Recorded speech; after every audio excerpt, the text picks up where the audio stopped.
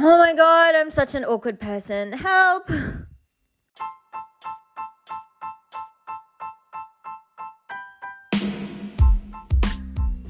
Hey, it's Confessions of a Doctorholic with me, Hassis Lehman, and can someone please stop me from talking and digging this black hole for myself? It's not just awkward conversations about crushes, it's like everything with me. I don't know why. It's like I'm in the wrong place at the wrong time all the freaking time. So picture this. Last year, as you know, I went skiing for the first time ever. And one of the girls who went skiing the day after me got terribly injured. Or she was being a bit of a princess. Just kidding. She had a dodgy knee, so they think that she tore her ACL, so a ligament in her knee, and so she was in crutches. I was walking out of class and saw her struggling, and I obviously had to stop and ask. You know, curiosity killed the cat and all.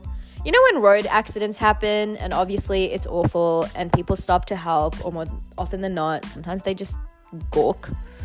Well, that was kind of like me in this situation. Yay me.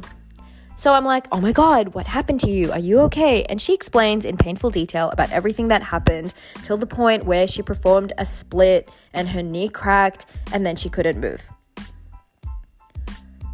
Tragic, I know. Then in that exact moment, another girl walks past. Now, this girl had band-aids and gauze and literally white bandages and stuff on her nose. And I immediately go like, oh my God, not you too. How did you injure yourself on the slopes? I know I jumped to conclusions, but I felt like there was a theme. And obviously I was speaking at 500 words a minute, just word vomiting at that stage. So she dodges my question twice and gives me an RBF. For those of you who don't know what that is, that's a resting bitch face. Now at that stage, I kind of wasn't quite sure what the RBF would look like. So I kind of just thought she was in so much pain and it was a tragic story that she kind of wanted me to ask a third time, I guess. Look, I'm not very logical all the time. I would like to think I'm a smart person, but there's some times where I just question my logic. And that incident meant I should probably have stopped talking, but curiosity, guys.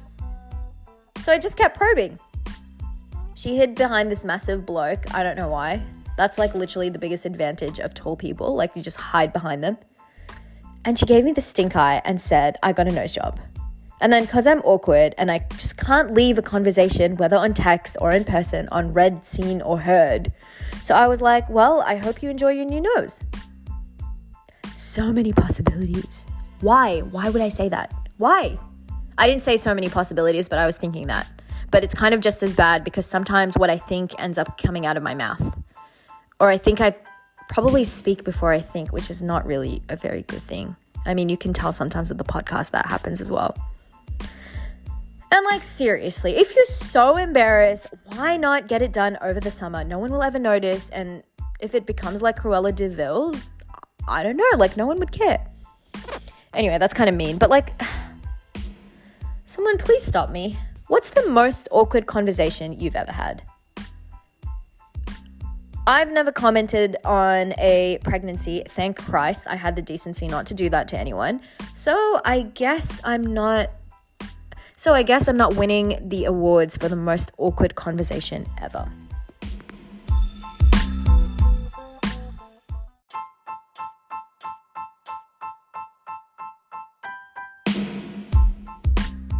Okay, speaking of awkward situations, this happens to me a couple of times. So I laugh in awkward situations and it makes it more awkward. So obviously I kind of had to look into that.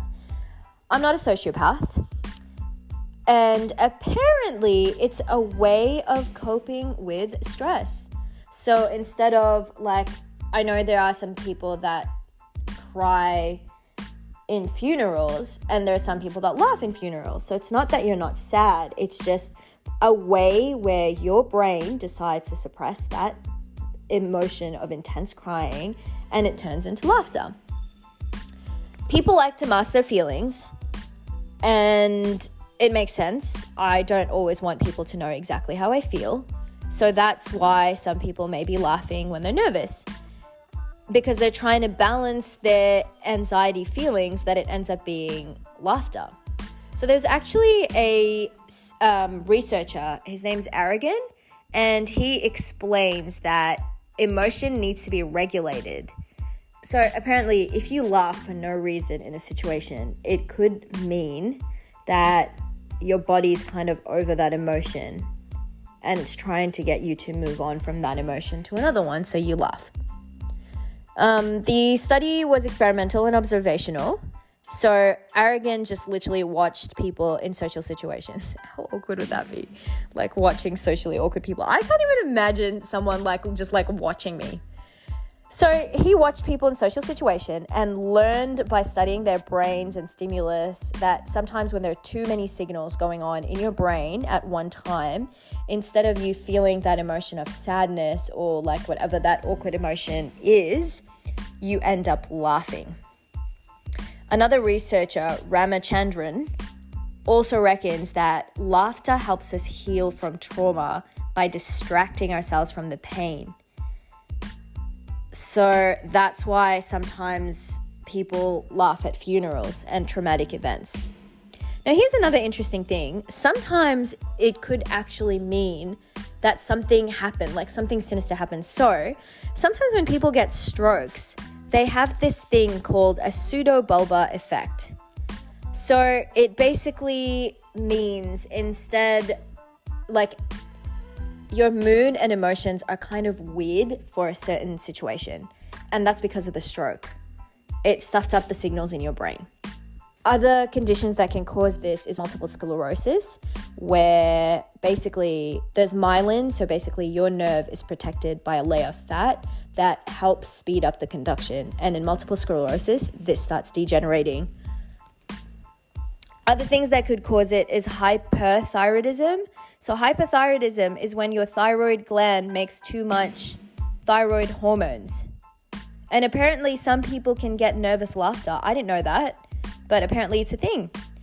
And finally, there's this thing called Kuru, which is a rare prion disease. So prions are proteins that are misfolded, and it can cause many different conditions. It's also associated with mad cow disease.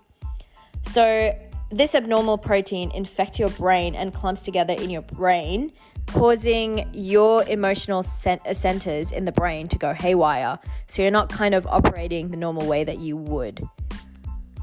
That's quite interesting. Hey, well, let me know. Have you ever laughed in an inappropriate situation? When was that? What happened? And tell me more. I'm curious to know. And see you next time.